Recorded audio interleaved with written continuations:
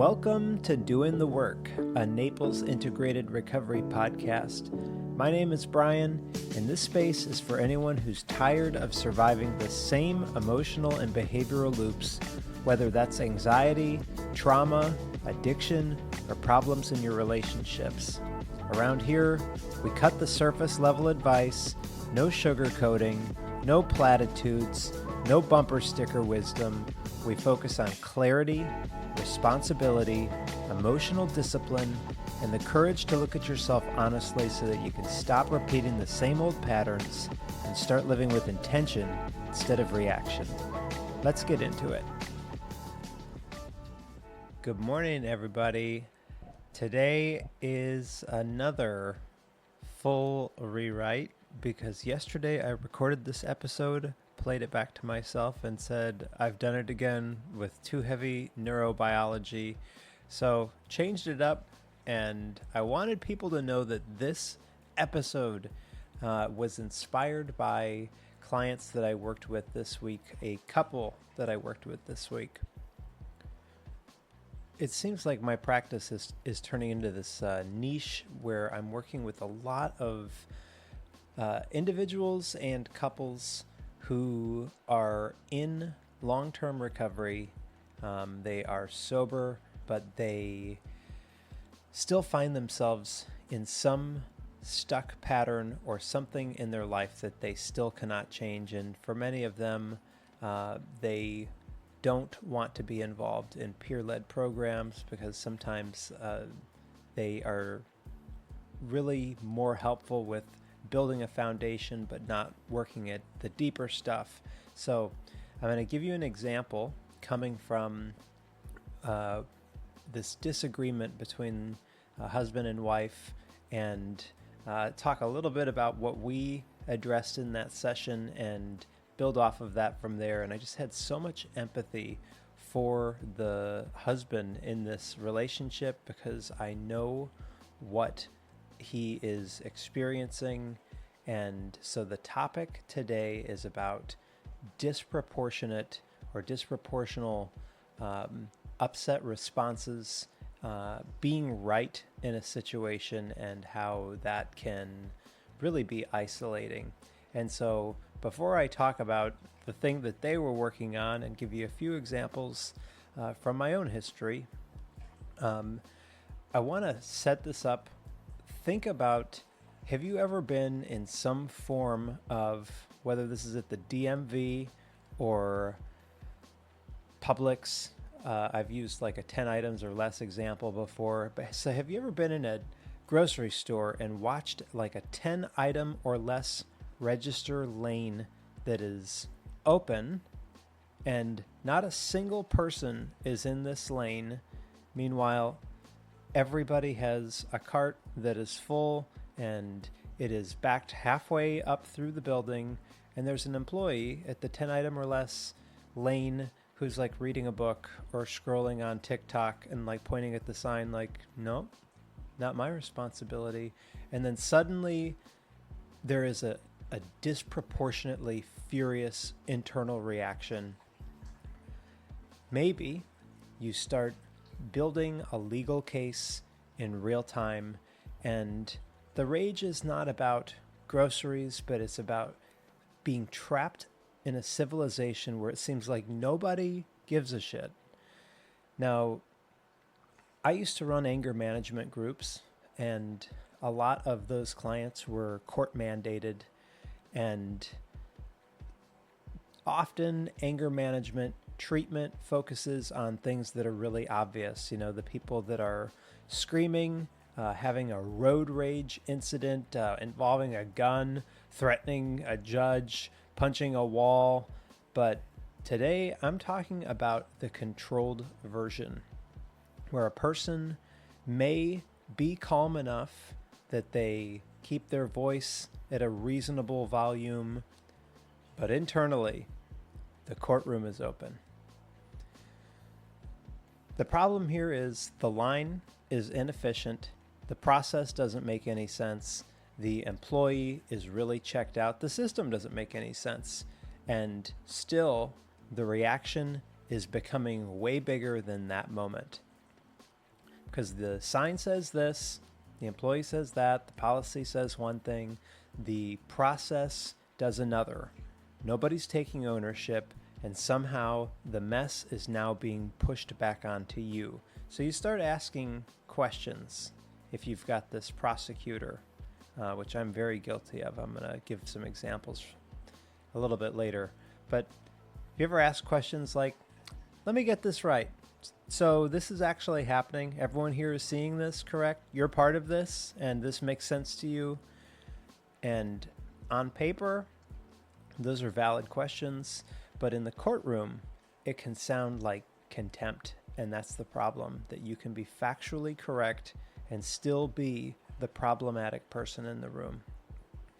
So the couple that inspired this episode, they were talking about an appliance delivery situation that from last week. The delivery guy showed up.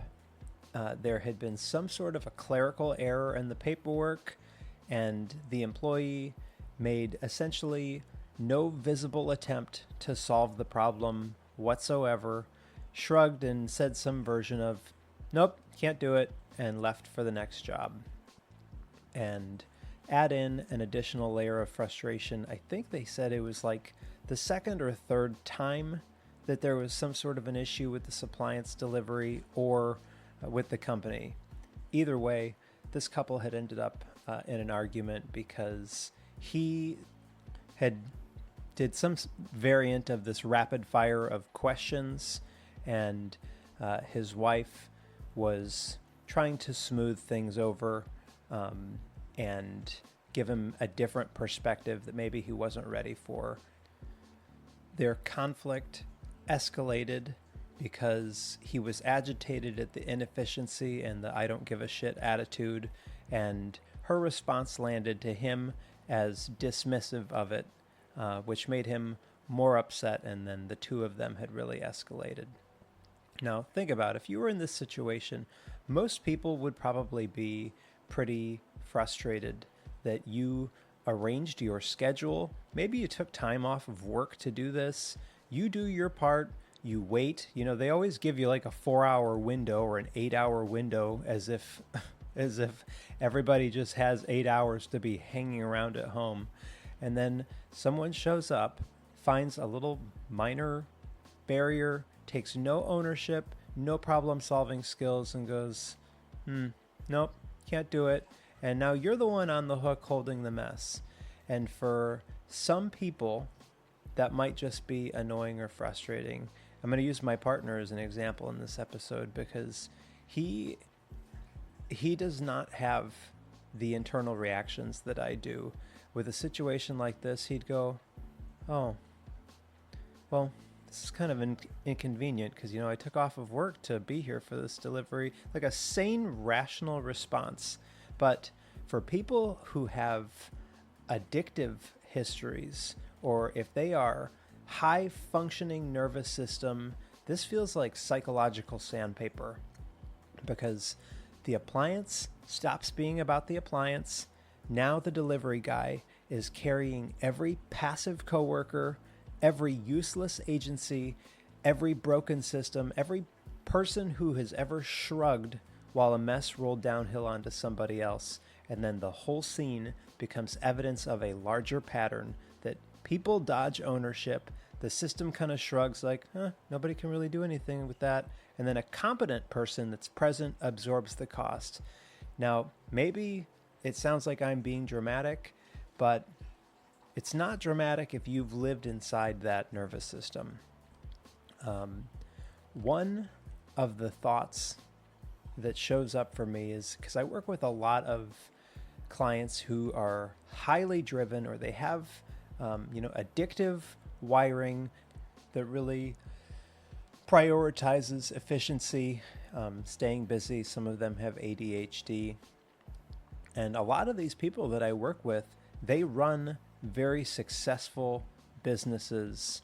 They are high-functioning professionals, doctors, you name it.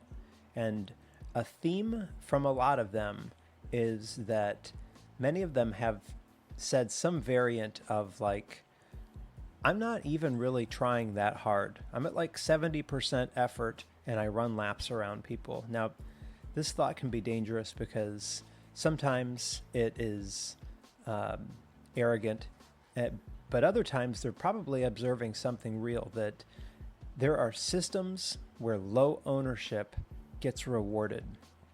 There are workplaces where passive people survive for years because somebody else keeps compensating. When I was a police officer, I can't even count how many lazy cops I worked with. They might actually work harder to convince somebody not to do a report. They'll spend an hour convincing somebody not to do a report, and the report would have actually taken like 6 minutes. There are customer service environments where the language is polished, but the service is just trash.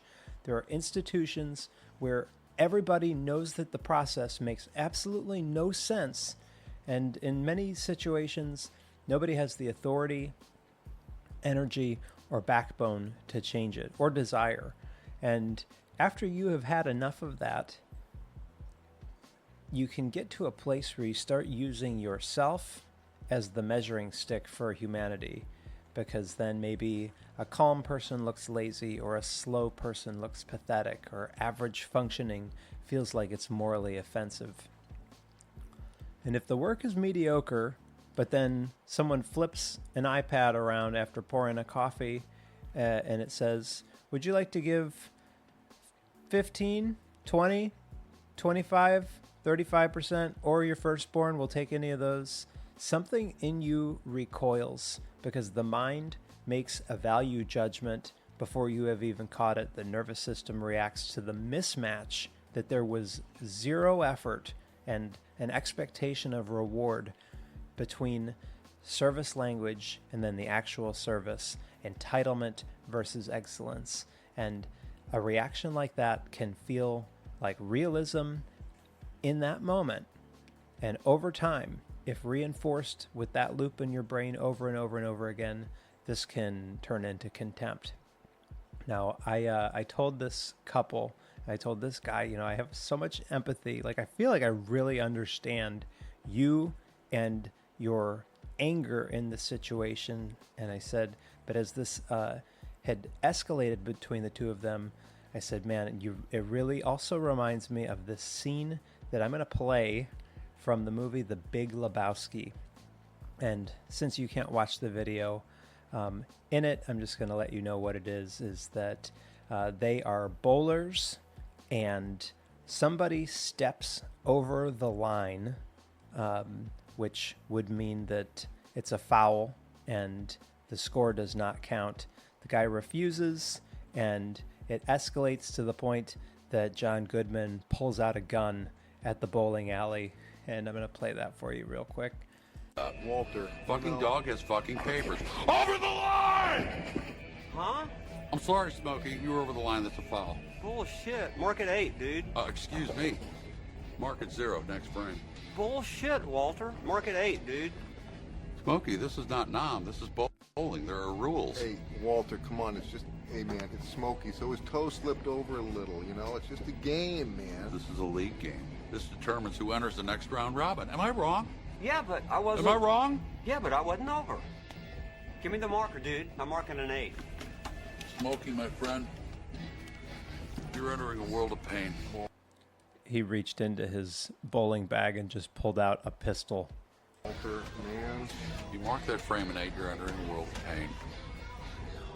I'm not... A world of pain. Look, dude, this is your partner. Has the whole world gone crazy? Am I the only one around here who gives a shit about the rules? Mark at 0. They're calling the cops, man. Put the piece away. Mark at 0. Walter, put the piece away. Walter? You think I'm fucking around here? Mark at 0.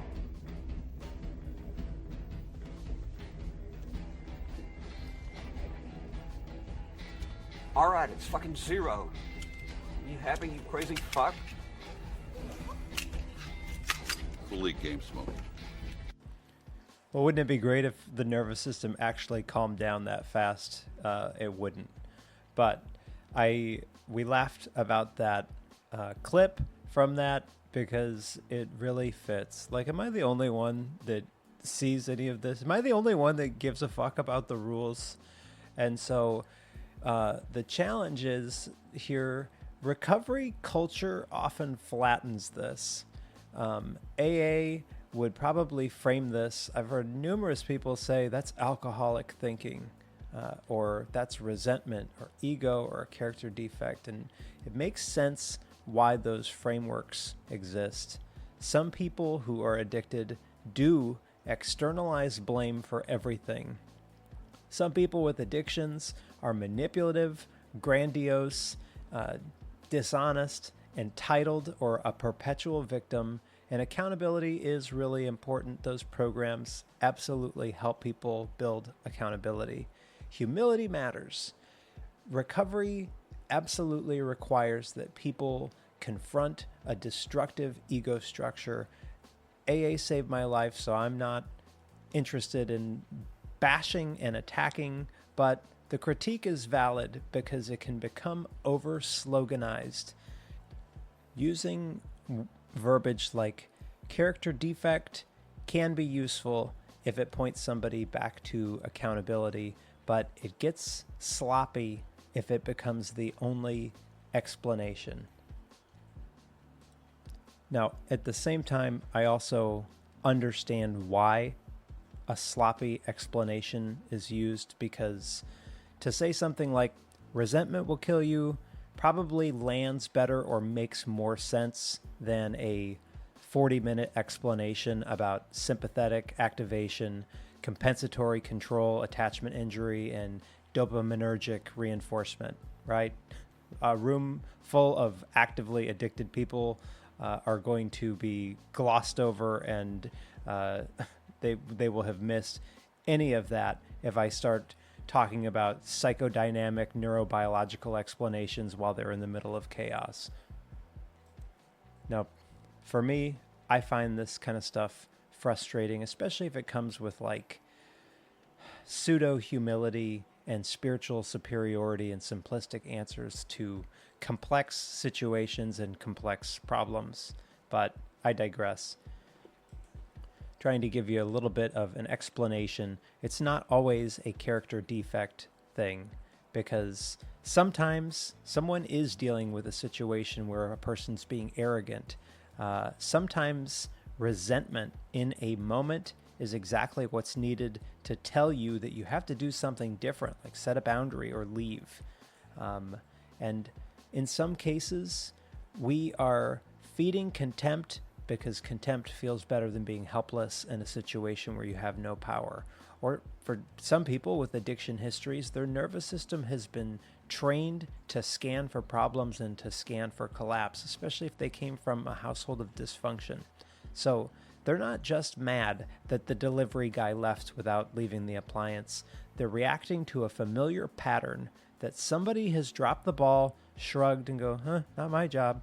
And the cost rolls downhill. They've seen that pattern in families, jobs, systems, institutions, relationships, and recovery. And by the time that they are standing at the return counter or dealing with the delivery driver, they're not just dealing with that situation, they're dealing with every time that they have had to overfunction because somebody else underfunctioned. But that does not excuse the contempt, but it explains why the reaction internally feels so much bigger than that moment. So that is the conversation that recovery culture can miss when it too quickly reaches for a slogan. The issue is rarely that this is just a character defect, I'm impatient. No, your body is treating inefficiency like danger, disrespect, and abandonment all at once, and then the mind is building a legal case around that. That makes a hell of a lot more sense than moralizing somebody. Now, some people are fast because they are skilled. Some people's brains move fast because going slowly feels unsafe. If you worked in an environment where people constantly dropped the ball around you, or you grew up in a situation like that, and you were the one that always paid the cost, then your body learns to scan, and you start seeing problems before they even happen. You start to notice things that are missing, you anticipate the collapse, and you compensate before anybody even asked you to. From the outside, that might look like somebody who is just, really got their shit together and that they are very disciplined. But internally, it's like being in a building where every single fire alarm is going off at the same time. And so when the employee shrugs and the system contradicts itself or the process makes no sense, this person's body does not read this as a minor inconvenience. It reads it as the beginning of an old pattern. Someone has failed and now I have to carry the mess. The moment in the present is small, but the pattern activated is old. And once that pattern is active, now the danger is that peace becomes conditional. The environment has to function correctly before that person's nervous system can relax. So the slow employee activates you. The incompetence activates you. The poor communication activates you. And the lack of ownership activates you. But the problem, now you're psychologically dependent on an external person being competent in order for you to stay internally regulated. And that's an impossible bargain with reality, because reality contains inefficiency, mediocrity, passivity, uneven competence, bureaucracy, and human limitations. And the older that I get, I realize that a lot of my suffering comes rarely from the inconvenience and more about my own inability to metabolize inefficiency without turning it into a psychological indictment of human beings. And so I'm going to go back and give you some examples from my past and present. And one that really captures this is when I worked at the Department of Children and Families. Now, at that time, you had two choices for getting around to see the kids that you had to see to do the investigations. You can use this 15-year-old state car, like a 2003 Ford Focus with 300,000 miles on it. You might go to a bad area and risk whether or not it starts. No cell phone service out there. So yeah, that's the state car, or you can use your personal car and then you can be reimbursed for the mileage. But this is a government agency, so do you think it's as easy as that? Of course it's not. Right now, I've been trying to get a hold of the IRS to file my 2025 taxes, which I late filed. I have not been able to get through to the IRS for 3 weeks. 3 weeks I have been calling almost every day and cannot get through to a human being. Now, back to the DCF mileage sheet. So, with this, I was required to put the date, times, and point A, point B. That makes sense. I'm not even arguing that process.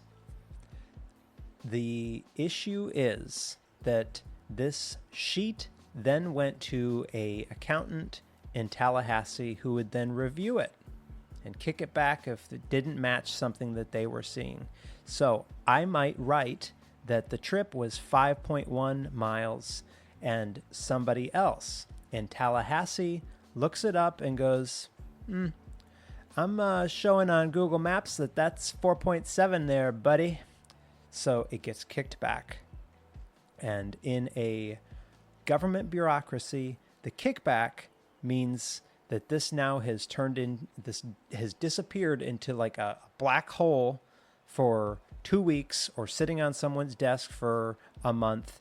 And the review process doesn't account for actual conditions of the day, like maybe there is traffic being rerouted because of an accident, or maybe the route required a detour. Maybe Google Maps showed a version that was different than the actual drive required. None of that matters.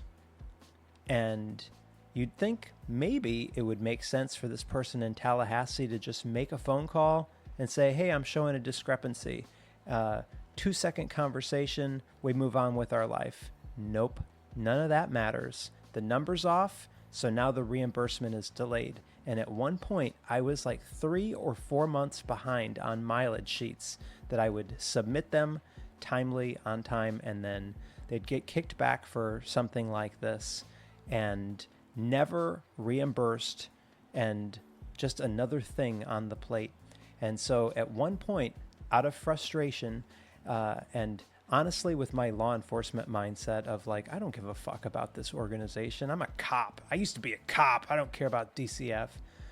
I emailed this person's supervisor because in Outlook, it shows a chain of command, bean counter 1 in Tallahassee, and this is their supervisor. So I emailed the supervisor in Tallahassee, and it basically said something like, let me get this right. The taxpayers of Florida and the Department of Children and Families are paying me $20 an hour to do a mileage sheet. Then they're paying an accountant $25 an hour to review it for errors. Kick it back to me. Have me fix it again at $20 an hour. Let it sit in cyberspace for 2 weeks, all because you found an error that saved 60 cents. Am I getting that correct? Now, as you can imagine, that email was forwarded from that supervisor to their supervisor, which then went to a director in Tallahassee, that then went to a director in Naples, with the basic message of, what the fuck is this child protective investigator's problem? Who does he think he is sending this email? And here's the problem that matters. If you remove ego from this for a second, there was absolutely nothing illogical about what I asked. The absurdity of this situation is real. The amount of labor being spent to correct a mileage discrepancy that is worth less than $1 is real. The inefficiency and the burn here is ridiculous. Yet socially and organizationally, I was the problem. And I was working with an AA sponsor at the time who said something else, some variant of like, yeah, that's ego. Who do you think you are to send an email like that? And there's something in that. The delivery matters. My contempt and my tone was bad. That's true. The defiance definitely needed to be addressed because I had this like, I'm going to make everybody look and see how stupid this is energy. And that really needed to be examined. But also, who was I? I was the person who was being asked to absorb the cost of an absurd system while also still trying to track down kids and do the child protective investigations in the field. This is where the nuance lives, because if we call it only ego, then we miss the whole system. And if we call out only the system, then we also are missing the contempt in my tone, the self-importance that leaked through. The wound, the pain for me was being trapped inside stupidity while being expected to also respect chain of command. And that matters because it captures the emotional charge underneath moments like this. Now, I wish that I could tell you that I have evolved so much and do so much better, but the sad thing is that this DCF story was about 6 or 7 years ago, and to this day, doing the work, for me, includes the fact that I still have this exact conversation with myself, and some days I still do not do any better. Oh, God, I hate that. I hate that. But I also tell on myself, and I think I try to humanize that for clients. So if you saw the picture on my website for this, it will explain with this next story. A few months ago, my partner and I had an identical situation at Lowe's, and it involved buying something that could supposedly be cut to size. So there is a plank of wood, a sign right under it that says, "We cut this here in the store." And so I take it to the checkout, I buy it, then I wheel it back to the saw area for it to be cut. Takes, of course, 15 minutes to find an employee, but that's okay. It's good for me to wait. Employee finally comes back and goes, "No, we don't cut that."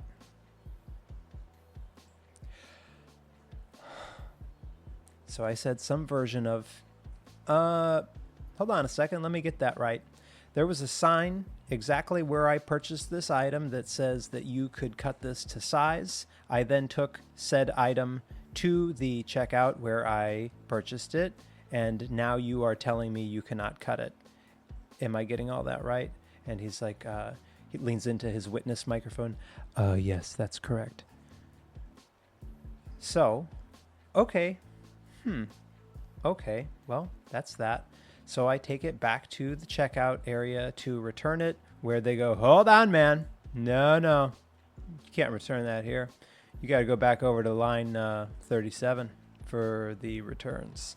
And this is where the flip switched for me, because first it was like minor frustration, then absurdity, and then my internal prosecuting attorney woke up and said, let me grab this microphone.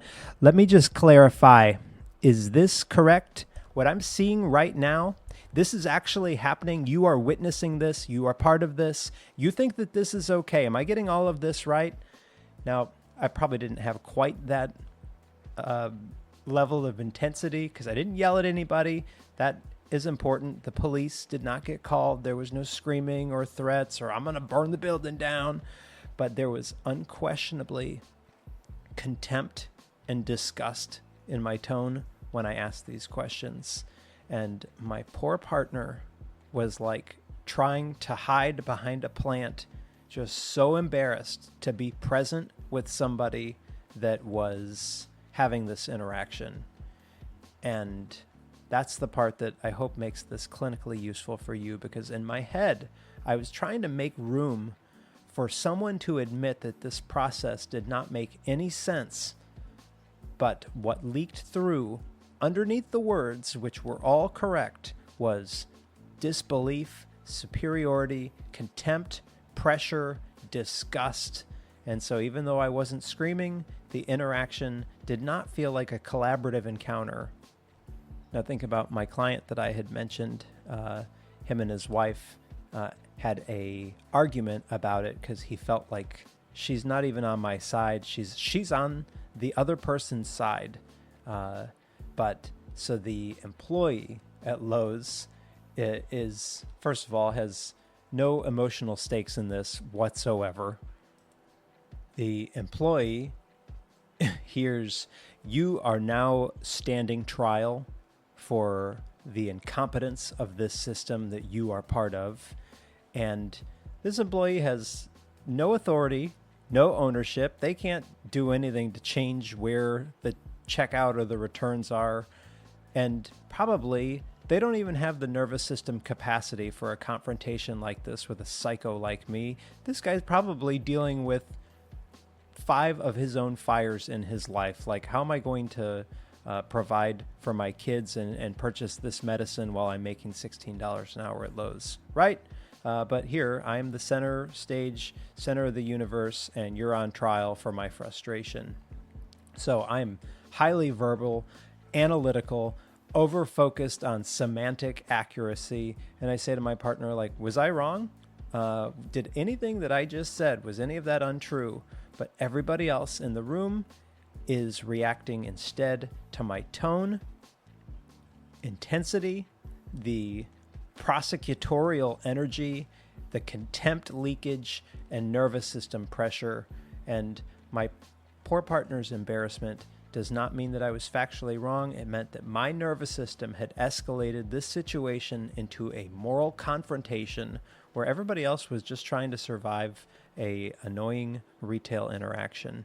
And that is painful for me to admit, that that's what recovery 7 years sober looks like for this person, and why this pattern is so difficult to interrupt, because I was factually correct. The problem was the nervous system cost and the relational cost.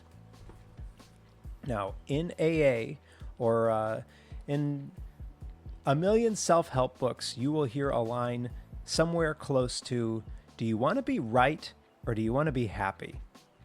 Or do you want to be right or do you want to be free? And I have mixed feelings about that. First of all, if you ask most people, they'll say both, right? But there is truth in it that being right can become its own drug. It gives you certainty. It gives you superiority. It gives your nervous system a clean little hit of, I'm seeing this clearly, and obviously everybody else is insane. And sometimes I am seeing it clearly. The system is not making any sense. This employee doesn't care they're checked out. This process is absurd. The problem is what being right costs you. Because you can prove the point, you can expose the absurdity, you can make the argument, and then walk away for the rest of the day activated, tense, full of contempt, disconnected from your partner. You're definitely not going to do whatever project that you guys had planned to do because you've ruined the day with your asshole energy, and still dealing with the same situation. You're always going to run into the appliance delivery problem, another return counter, another mileage sheet, or another grocery line. And that is where this AA line has some value. Do you want to be right or happy? At some point, you have to ask, what did being right in this situation actually afford me here? But what it misses is that some people use this to shut down accurate perception. They might use it like, stop noticing what's broken. Instead, why don't you notice what's true? Stop being so difficult. Well, that does not work for people who had to fight hard to trust their own read on reality. So a better question might be, can I be right in this situation without needing the universe to confess that and for me to win the courtroom argument that I created?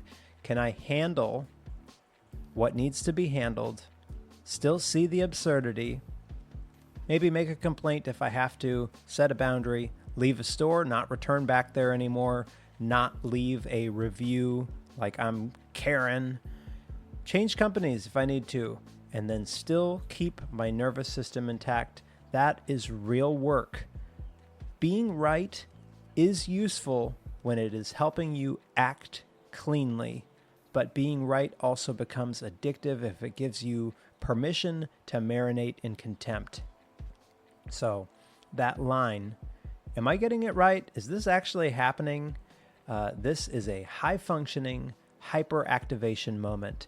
You're trying to force reality to admit how absurd it is. You're trying to recruit witnesses. You are saying, can someone please just confirm that I'm not crazy? Can you confirm that this doesn't make any sense and we're all seeing the same thing? The problem is that the emotional delivery communicates something sharper, and it sounds something like, you're part of what's wrong with this world. The plywood return is now carrying 15 years of accumulated frustration. The nervous system is not responding to a plywood situation, but instead to every incompetence, passivity, and pass-the-buck behavior that I've ever dealt with in my life. That's why there's the disproportionate reaction. The average person, my partner, is annoyed for 30 seconds, and then they move on with their day and they just go on to the gardening thing. And if you have a hyper-activated person, then they experience physiological activation, fixation, rumination, moral outrage, contempt, and urgency to confront the absurdity. And personally, I think that if you just call that alcoholic thinking, that really misses how complex this situation is. But here's the other thing. That's not a pleasant way to live. It feels powerful for a moment, and it's exhausting fast.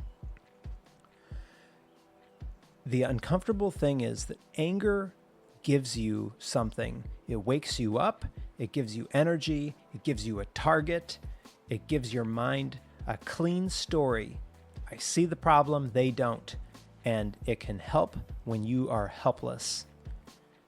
But there is a charge in carrying righteous anger. You might feel sharper, more awake, more certain for a minute. That disgust feels like power, but this pattern can become addictive because then your brain starts always scanning for the next example, the next lazy coworker, the next checked out employee, the next stupid policy or broken system or person moving too slow or organization wasting $70 to save 60 cents. You'll never run out of material.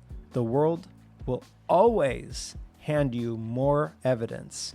The question is whether you want to spend your life collecting it, because underneath the contempt is usually something that is harder to feel, like, I hate seeing chaos and nobody taking ownership, or sometimes I feel trapped inside a system that doesn't work, or I can't relax because everything feels half-assed, or I feel like I'm alone in carrying this stuff. And those things are harder to sit with because they have less power in them.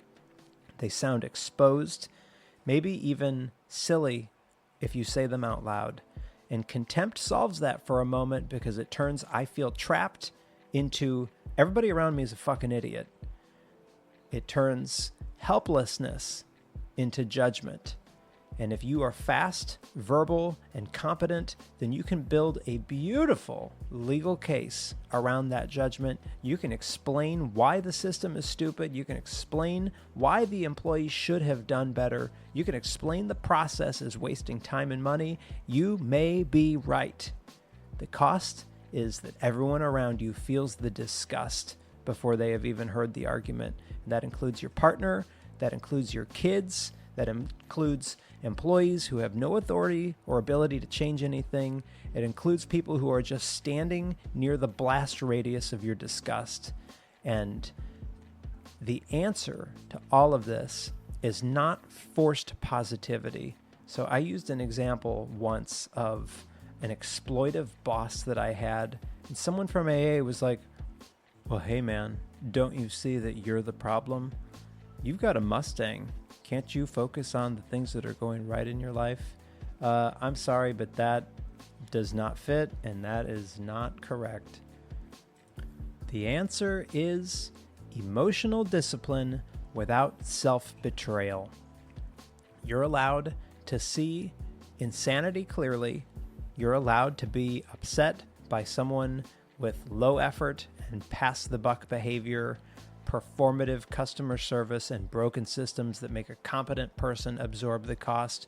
You are allowed to value excellence, to move efficiently, to care about quality, to take pride in your own work and your own business, to dislike passive systems, and to expect other people to be accountable. All of that's fine. The work is keeping those standards from becoming contempt that takes over your body, tone, and the room. So a healthier endpoint sounds like, I maintain my standards without emotionally unraveling every time somebody else fails to meet them. That sentence is easy for me to record on a podcast, hard to live, and that's why I'm doing the work with my listeners. So you can file the complaint and then go home. You can ask for a manager without turning the employee into a symbol of cultural collapse. You can recognize low effort without needing to marinate in disgust for the rest of the weekend that leaves you and your partner disconnected. You can leave the store without needing everybody at Lowe's to admit the absurdity out loud and for you to get applause that you were right in the situation. The real work is learning how to differentiate inconvenience from true violation. Differentiate inefficiency from a personal attack, and to differentiate mediocrity from existential collapse.